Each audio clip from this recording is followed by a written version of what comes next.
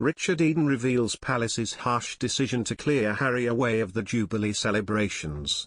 The Duke and Duchess of Sussex should not come to the Queen's Platinum Jubilee celebrations to stop the endless speculation around the event, a royal expert has claimed. Richard Eden, diary editor, says that they should just stay away. I really get the impression that Harry and Meghan are loving all the speculation about whether they'll come for the Jubilee or not.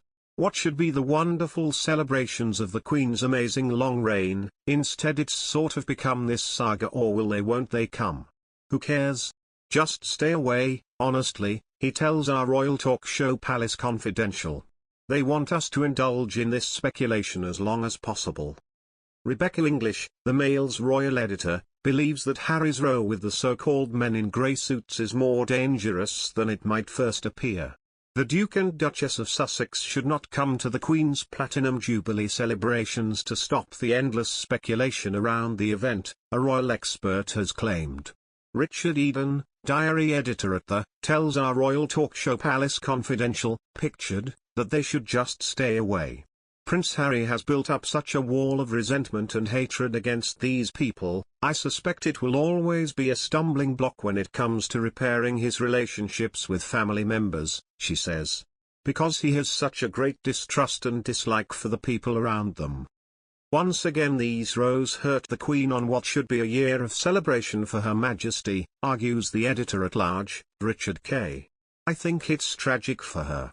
The last thing she wants are these ongoing, bitter rows with her own grandchildren and the family, he tells the programme. They had so much trouble in the 1990s which they had hoped they had put behind them, but this is somehow even worse, and it must be enormously difficult for her and quite despairing. Plus our experts look at whether Princesses Beatrice and Eugenie could be planning a royal comeback and why, and examine some of the claims made in two new headline-grabbing books on the royals, the portrait that Tina Brown paints of Prince Harry in the Palace Papers, while in William at 40, Robert Jobson examines how Megxit might have had a positive effect, bringing Prince Charles closer to Prince William. Earlier this month, the Duke and Duchess of Sussex visited The Hague for the first Invictus Games since before the pandemic struck. Speaking on the latest Royal Roundup, royal reporter Richard Palmer claims that, despite the Sussexes no longer being working members of the royal family, the couple tried to enforce royal tour rules with the media during their Games appearance. Speaking to host Pandora Forsyth, Mr. Palmer said, Harry, is pretty media-savvy in that sense. It's quite interesting, actually. I was talking to a few people who were out in The Hague for the Invictus Games, where this particular interview, Harry's NBC Today interview, was given. He added, even though they, the Sussexes, are no longer working members of the royal family, both Harry and Meghan were trying to still enforce the rules and engagements that exist between the media and the palace when members of the royal family go out on official engagements. You know, like a Dutch journalist was telling me that they were essentially told if you start asking questions of them then, you know, you'll be thrown out.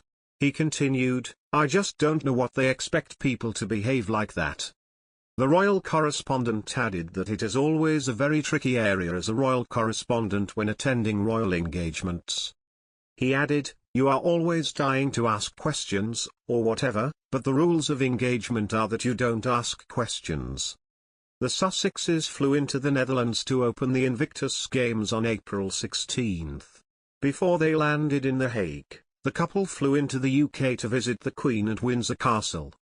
Their visit to see the 96-year-old came less than a month after they made a decision to not attend the memorial service for the late Duke of Edinburgh.